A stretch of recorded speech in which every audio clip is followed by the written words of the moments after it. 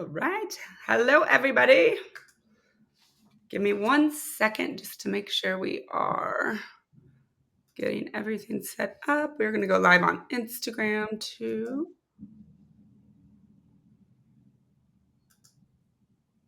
All right. I think we are connecting. All right. Thank you for your patience. How is everybody doing? How are you doing, Lesley-Anne? I'm great. Thank you so much for having me here. I'm so honored to be here with you, Nikki. Thank you. Of course. And we are here for Food Allergy Awareness Month. Yay! And we have partnered with the Food Allergy Institute to do kind of a 4-week series where we're just getting down to kind of just real honest conversations and questions. And I'm so excited to have you here today. I'll let you kind of introduce yourself and give a little background, but your son graduated from the Tolerance Induction Program. And so you'll have kind of just a little bit more background and kind of if any parents are interested in the program or kind of what that might look like. So we'll definitely be looking to you for that. We will just wait maybe a few more minutes and see and let people pop on. Great. But where are you located right now? You're in LA? In Los Angeles. Nice. Okay. How long have you been there? I have been in Los Angeles since 2005.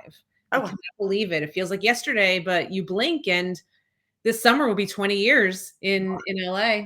Yeah. I loved it. I lived in Hollywood for about 2 years. That was fun, kind of. It was very good. We'll kind of get started here, but as I mentioned, a different live Facebook Live conversation. It's a different event. Definitely. Different times for sure. So we're here this week. We're going to be talking about the journey to remission. Lesley-Anne, why don't you just kind of tell us a little about your background and why you're here today, and I'll let you kind of share more about that. Sure. Nikki, thank you again for having me, and thank you to all of your members at San Diego Moms. My name is Lesley-Anne Stone, and I am the host and co-producer of Resilience and Hope, a Food Allergy Podcast. It is available on Apple Podcasts, Spotify, and YouTube, so you could listen and or watch. It is all about my journey with my son, Sam, through his food allergy diagnosis and then treatment at the Food Allergy Institute in the Tolerance Induction Program, and now in remission. So Sam is now 12. He is in remission now almost 7 years. We're coming up on 7 years in remission. He was allergic to peanut, tree nut, milk, egg, sesame seed, mustard seed, and we learned through initial testing at the Food Allergy Institute, that he was also suffering from 13 different environmental allergies. So the Institute and the program threw his entire body into remission. He has no issues with allergies, food or environmental whatsoever. He is totally healthy, and we cannot recommend this program enough. And that is the podcast. It is just going deeper into what the journey has been like for me and my son and my husband. I do have another son, Casey. He is 9. He has no allergies, complete opposite story, no allergies whatsoever. And that is what our story is about. Amazing. And I got to listen to a few episodes of the podcast. I definitely recommend it. I mean, even as a mom with a child who doesn't have food allergies, I think it was very just inspiring and educational. And I think, that's a big part of why we're doing this, because it doesn't just affect the families with the food allergies. I think it's a responsibility that we all have. So I appreciate that, Nikki. Well, perfect. So why don't you take us back to the beginning, and then how did you discover your son's food allergies? Was it one moment? Did it happen over time? Sure. So he was diagnosed just after his first birthday. Sam, when he was born, he was covered in a rash, just eczema. There was mysterious symptoms his whole first year of life, projectile vomiting. I'm not going to go into the details of diapers, but there were just weird things and weird food behavior as we introduced new foods. And shortly after his first birthday, again, he's now 12. So you go back now 11 and a half years, if you will. It was normal for a pediatrician to say, give the baby peanut butter right after his first birthday. So when we hit that milestone, the pediatrician said, okay, it's time to introduce peanut butter and just have Benadryl on you. I always tell all my patients that. Like, she almost said it as she was leaving the exam room at the end of the appointment. And I mean, thank the Lord she did. We went out, we got Benadryl, and I gave him a little bit of peanut butter. I didn't think anything of it. I ate peanut butter my entire pregnancy. I had it in my desk at work, and it was just one of those things I would snack on. We have no food allergies in our family, and he had a massive reaction, catastrophic. And we went straight to the ER, and the ER doctor said, look, he's obviously allergic to peanut butter. We can't formally diagnose it. You need to go see an allergist. So we were referred to a local allergist in our area. I refer to a home allergist, if you will. And we were there with our allergist for a couple of years before we were introduced to Dr. Randawa and the Tolerance Induction Program. So you said that was a few years after the initial. Correct. How old was he? So when we started the program, he was 3. So he was diagnosed at 1.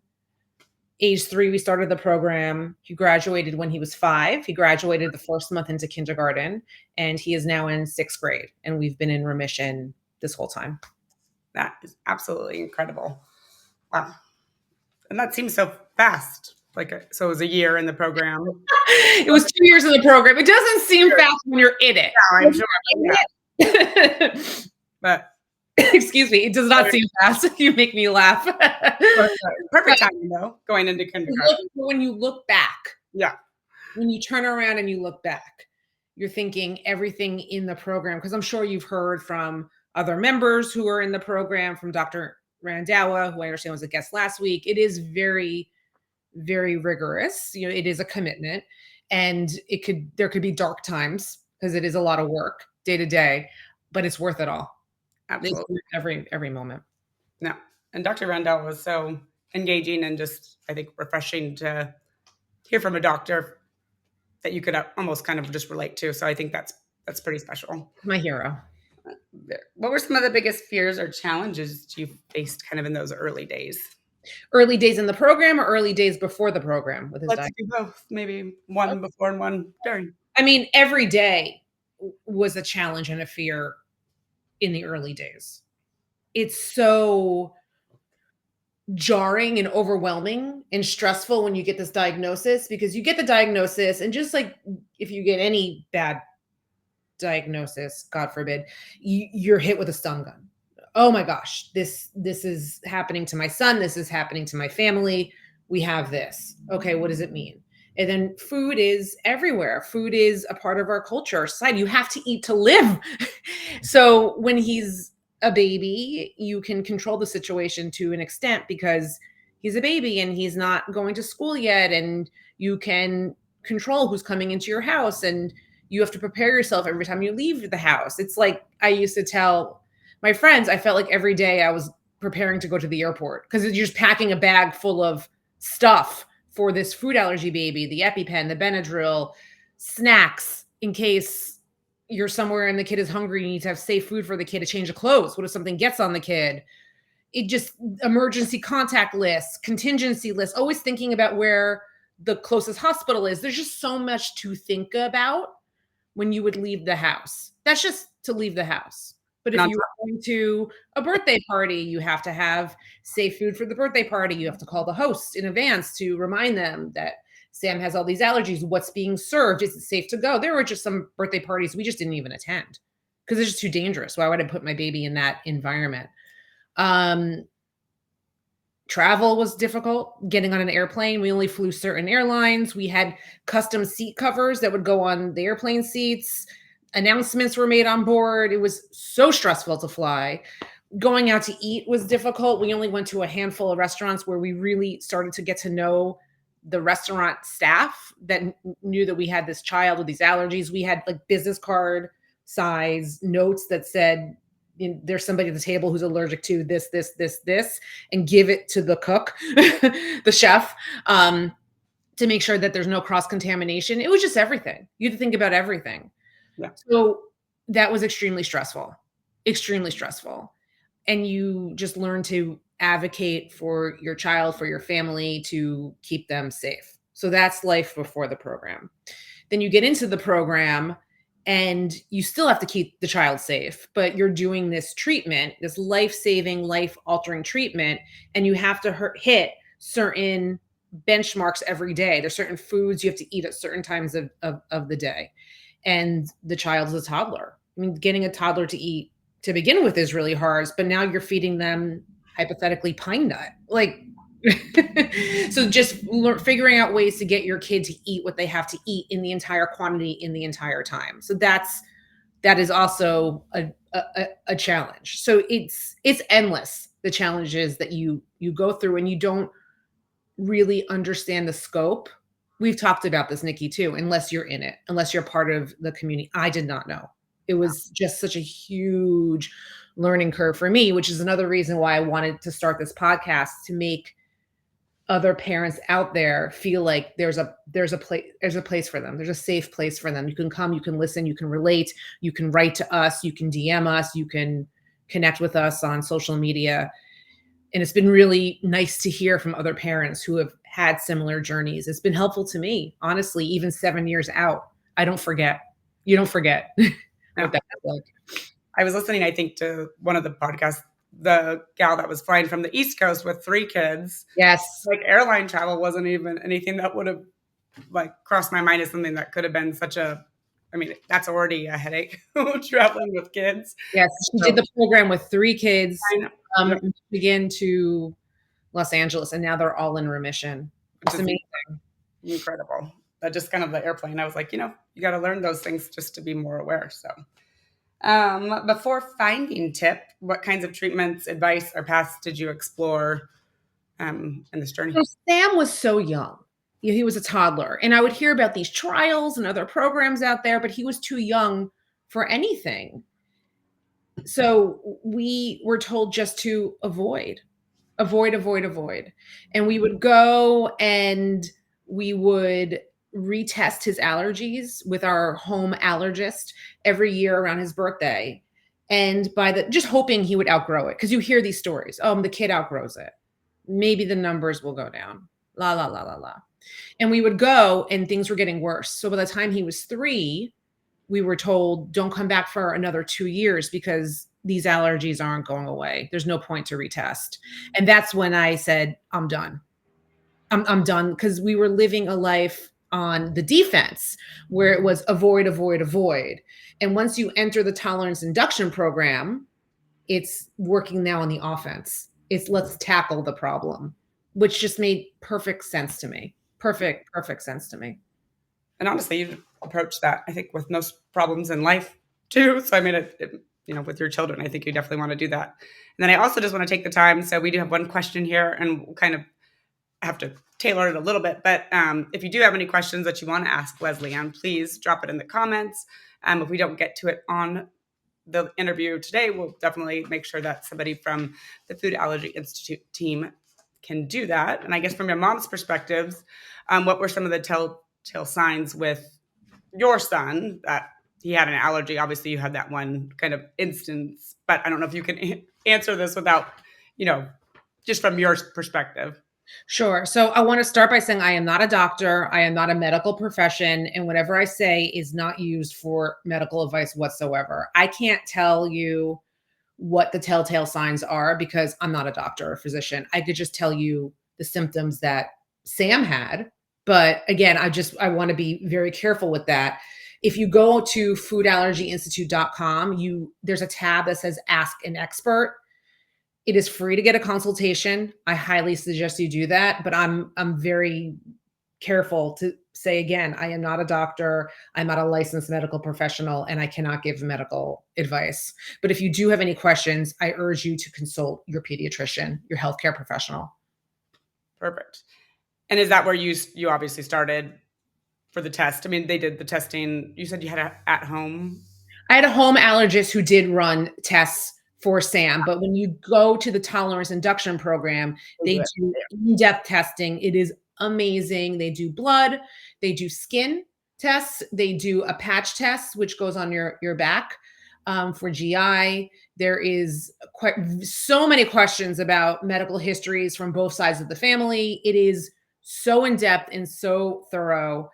It was a roadmap also to tell us which of Sam's allergies was he anaphylactic to, which allergies was he sensitive to, and which allergies were still going to cause him symptoms, but it wasn't going to go to anaphylaxis. And the goal was to move all of the allergies over to a place where it just did not affect him whatsoever, which is what we achieved when we're in remission. And his numbers continue to go down, which is amazing. Like, we just went 2 months ago for his annual remission testing, and just the skin testing, when he did peanut, there was no reaction on his skin. What? It's just wild to me. I took a picture. I sent it to my sister in New Jersey. I'm like, look at this. It's just like, seeing is believing. It's just amazing. Amazing. That like literally gave me goosebumps. That's really, yeah, I can't even imagine. We have one other question here, and I think this one is probably definitely you can answer. Do you find that people are willing to accommodate the allergies? Like when you go to different places, like the airplanes or restaurants, maybe if there's any other pieces of advice you could give for parents. You know, you said that little card. I mean, that's a really great. Absolutely. So the business card that had all the allergies on it that you would give to your server was very helpful. Airlines, I would call in advance to tell them about Sam and that we were boarding, and they would make sure that we boarded first on the airplane to wipe everything down. This was before COVID. We were boarding first and wiping everything down. Plane seat covers we bought online. We found them online and bought them online. We would make snacks for other people on the plane, like strangers who sat around us, in case somebody brought a peanut butter bar or something, a snack with peanut butter. And this happened on a flight from San Francisco to LA, that there was somebody sitting next to us, like in the row in front of us, who had a peanut butter bar. And I had food for this woman because I asked her not to open it. Things of that nature. Yes, I do feel like most people are very sympathetic. I've run across some people who are not. Those people are no longer in my circle. I don't go to those establishments. But I find that most people are very sympathetic and want to help and are interested in learning more. So it's an opportunity to advocate. But where I came from too was I didn't want to live in that life of the defense. I wanted to live on that life in the offense. I wanted to tackle this problem. I did not want Sam living this life. I just could foresee what things were going to be like in the future for him. And if there was an opportunity to give him something different in life, I was going to do whatever it was in my power to do that. And that was the Tolerance Induction Program. Very cool. Is there any area or like specific place that maybe surprised you? Like, oh, I didn't prepare, even like you were prepared in all these other places, like restaurants, airplanes. Was there anything that kind of really took you by surprise? I didn't realize how emotional I would be. Yeah. Like the woman with the peanut butter bar on the flight, and they made the announcement, like I just burst into tears. I just didn't realize how much it affected me inside until it has to come out sometimes. But I cried the ugly cry, and I didn't want to make her feel bad. It was just so much anxiety. You just put your child's safety in the hands of strangers. Even when you have that business card and it says, please give this to the kitchen staff. My son has all of these allergies. Please make sure there's so much trust and faith in that. People that you don't meet the kitchen staff. So it's like you're just blindly hoping that the French fries are made in a fryer that doesn't have anything with nuts that were dipped into that fryer. Yeah. It's hard. Yeah. Babysitters is hard. I mean, I had phenomenal babysitters when my kids were little, live for childcare. Phenomenal. But just making sure you find the right partner. And that's another thing I learned through the podcast and going on this journey in the podcast is so much of this is partnership. Who are your partners in care? Who are the partners who are going to support you? And it's everybody. It's your childcare. It's your family. It's your parents, your in-laws, the aunts, the uncles, the cousins, the friends, the preschool, the neighborhood restaurants, the grocery stores. I mean, it's all partnership. You can't do it alone. Yeah, you can't. Amazing what you're doing. Thank you. So let's see. How did you first hear about the Tolerance Induction Program? Was Sure. it? Sure. Yeah. So it was the home allergist. Okay. So when Sam turned 3 and we went for that annual testing, and he said, "Don't come back for another 2 years. There's no point in testing." I yet again had another meltdown in his office, just burst into tears. And at the time, I was basically full-term pregnant with Casey, my 9-year-old. And my husband was with me, and Sam is 3. And I said, "I'm done. This is not a way to live. I need something. There has to be something." And I pressed him, and he said, "There's this allergist in Long Beach, out of Long Beach Hospital, and I don't know much about the program, but it's new on the scene and there's a lot of buzz around it. I think you should call for information." And I was so hysterical that I made my husband call. And he said there's a wait list, and we got on the wait list because the program was much smaller at the time and relatively new. And there's no wait list now. It's so huge. There's 300 employees now. It's an incredible multi-building operation. But at the time, it was just Dr. Randawa, his medical associate, Herman, and a receptionist. And they said, "We'll call you in a year and a half." I was like, "Okay, I have a year and a half." Well, they called within 9 months, and they said, Sam's next on the list. Come on Tuesday at 8:15. It was like a Friday afternoon. And it's the kind of thing where they're like, "Come Tuesday at 8:15 and you just go." Like, if you're booked, figure out a way to get there. And of course we did. Like, we were so thrilled, but we knew nothing about the program still. And they said, coincidentally, we're having a seminar at Long Beach Hospital, the Children's Hospital in Long Beach, on Sunday morning. This, like, in 48 hours, come, Dr. Randau is speaking, other parents who've been through the program are speaking, and it'll be really helpful to prepare you for that first appointment. And that first appointment was like a 3-hour appointment with Dr. Randau, and he went over everything. So we went to this seminar, this presentation. We heard Dr. Randau speak. It was life-changing. I once again cried, lots of crying. I once again cried, and we just knew that this was the answer to our prayers. And Sam was next. That's what we couldn't believe. Oh my gosh, Sam is next in the program. So we started that Tuesday, and we were off to the races. That's amazing.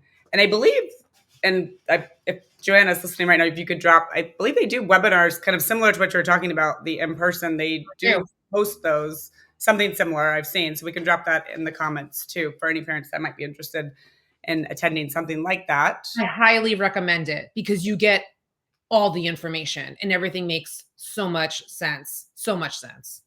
Yeah, which is pretty amazing. Let's see. Did you have any hesitations or concerns? No, because that presentation, it's the program is backed by science and applied math. And there are thousands of children who have graduated this program from around the world. People are flying in from other continents for this. I've met them in the waiting room. It's incredible. And it's all allergies. It's not just peanut. It's not just tree nut. It's not just milk. They will work with any kiddo, and they will work with kids with other underlying issues. They turn no one away. It's incredible. So just understanding the program, understanding the protocol, committing to it. It's a commitment, and you must follow the protocol.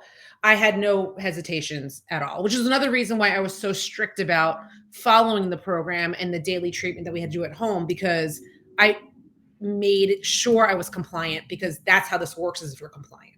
Yeah. And I took it very seriously. I still do. Yeah. So I didn't. I told Dr. Randawa this on his podcast. He has a podcast, Disruptive RX, which I highly recommend.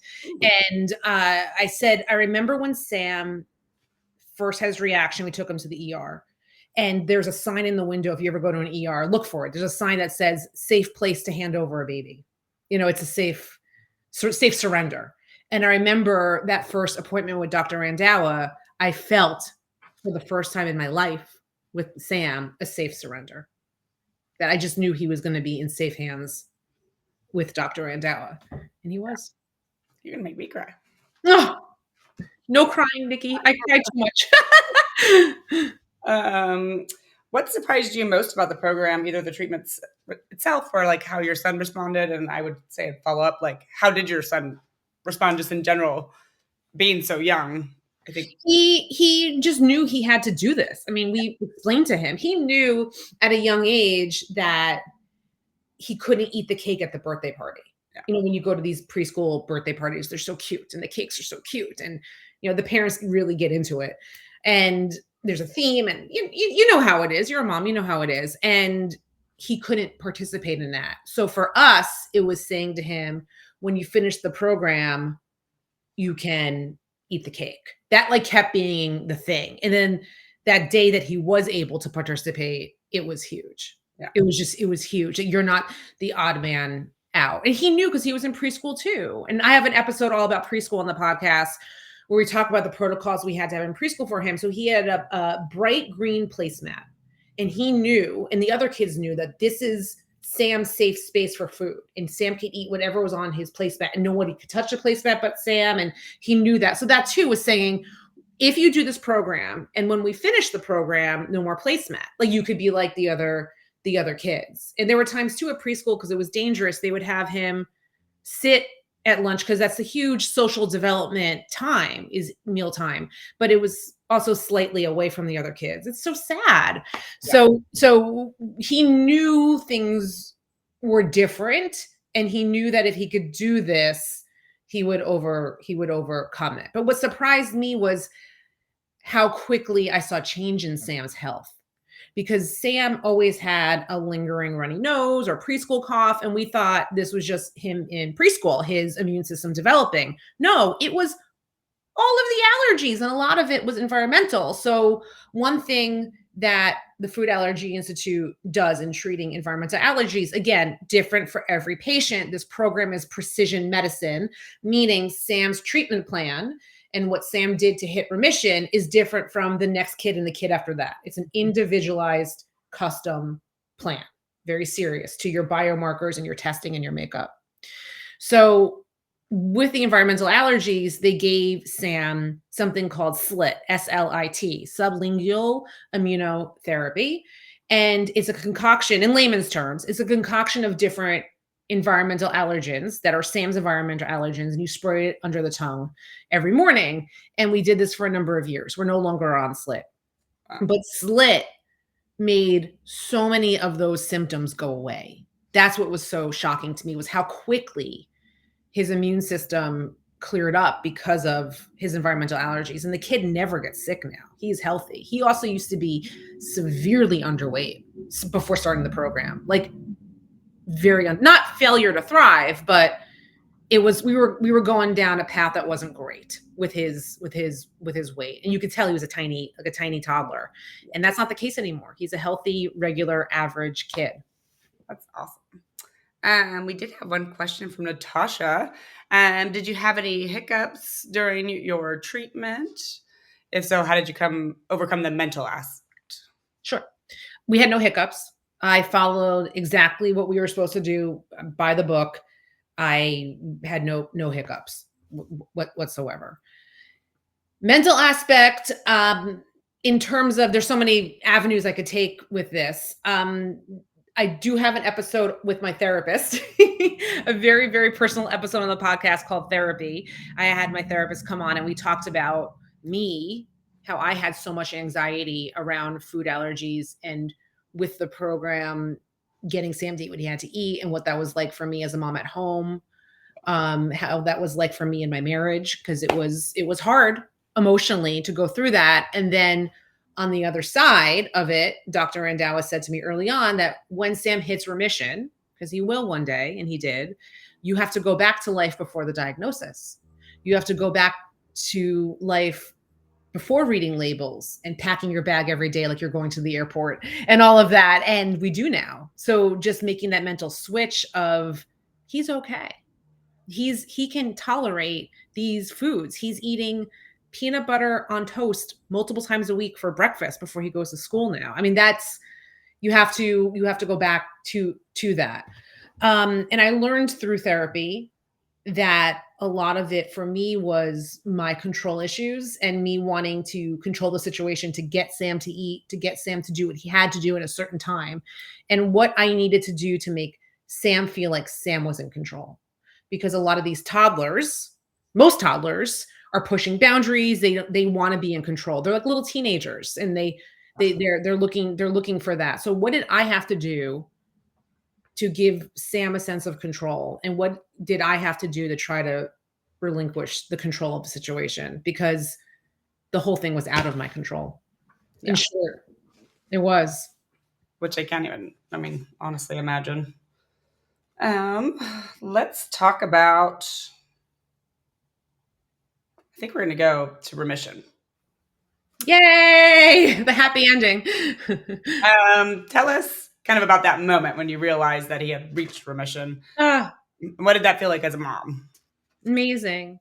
I knew we were reaching remission before we reached remission. And again, I can't go into the science behind the program. That's Dr. Randawa, and there's all kinds of information out there on their website. You could, again, hit that Ask an Expert button on the Food Allergy Institute's website for all this. But part of Sam's treatment plan, he was very allergic to sesame seeds, particularly tahini, which is a key ingredient in hummus, which is how we knew he had this allergy, because I gave him hummus and he had a massive reaction before the program.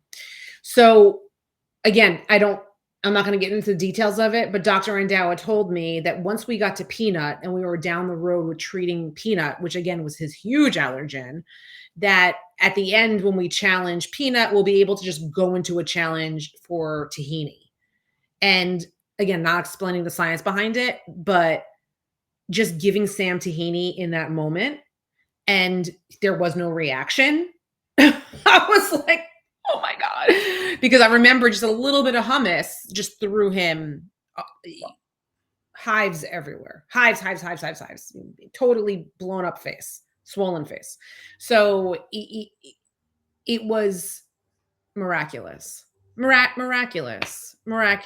I remember the first time we gave him peanut butter, which was in liquid form, because he was so allergic. They got it down to some liquid, tiny, little teeny tiny capsule, and they shot it down.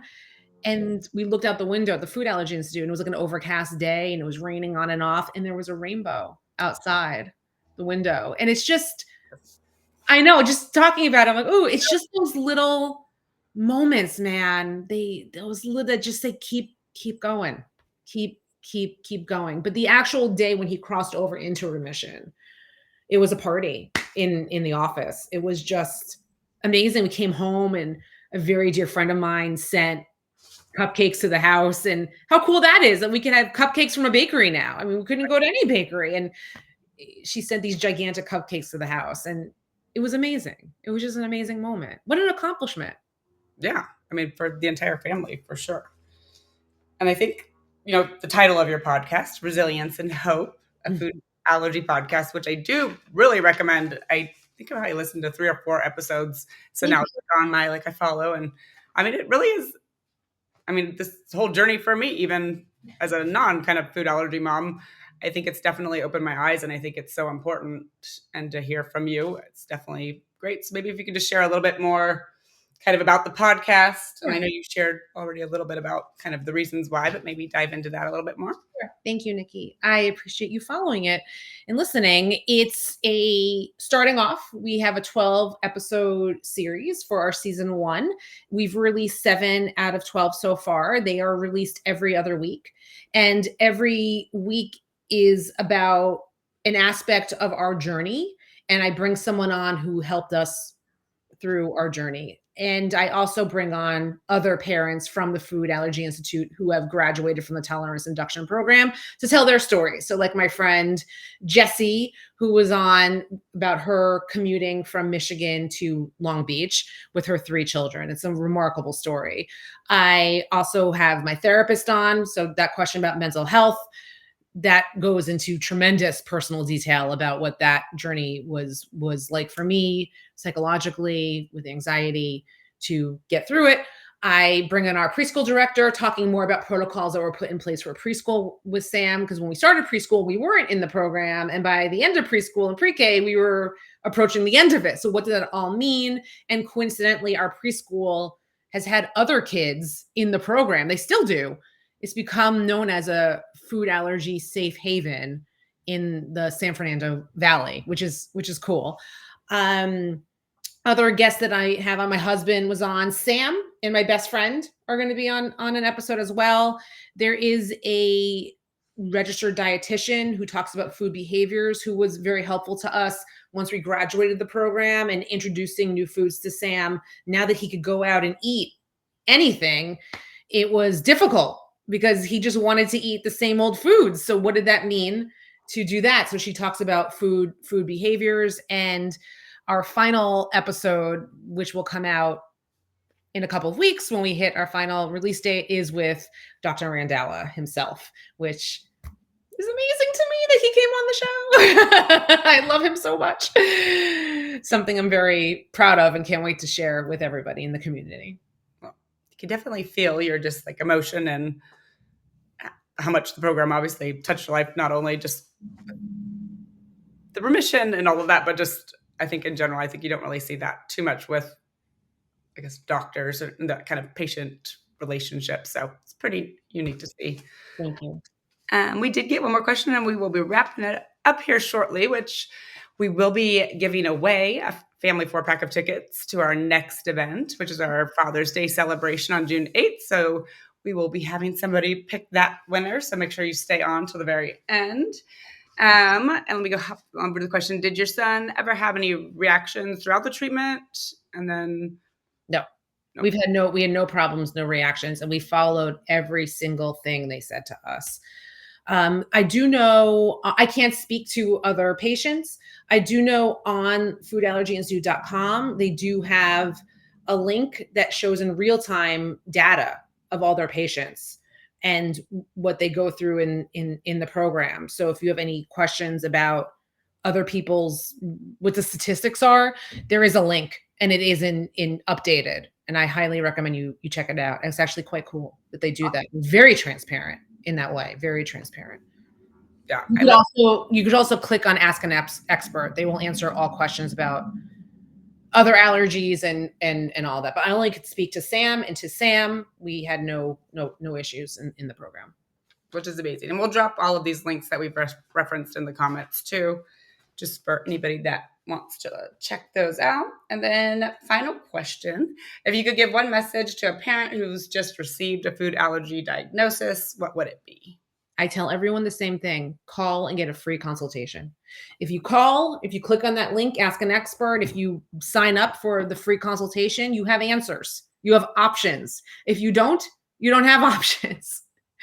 And again, you can go through your life, your child can go through life, avoid, or you can go through the program, put in the work, put in the time. I know it is a commitment financially for some people. The length of time varies. The commitment, I understand all of it. I get it. But it is worth every penny. It is worth every second. It is worth every day to be on the other side and not have to worry about food allergies. I do not worry. But I mean, truly is probably priceless for sure. Well, thank you so much for your time. And like I said, we'll be dropping links in here to everything that we've kind of talked about, and for people who want to sign up for the Ask a Doctor consultation. And anything else last? Oh, and we will also go follow Instagram for your podcast. Yes. And the podcast is available, I'm assuming, Apple, Spotify, YouTube. It is at Resilience and Hope Podcast on Instagram and TikTok. And please follow us. Please listen. We would love to hear any questions or comments. We get DMs all the time. So please DM us, and we get back to everyone at Resilience and Hope Podcast. And I can't wait to hear from you guys. Thank you. Thank you so much for this opportunity. Thank you. Thank you, everybody. And we will be dropping the winner here in the comments just in a minute. Thank you. Thank you.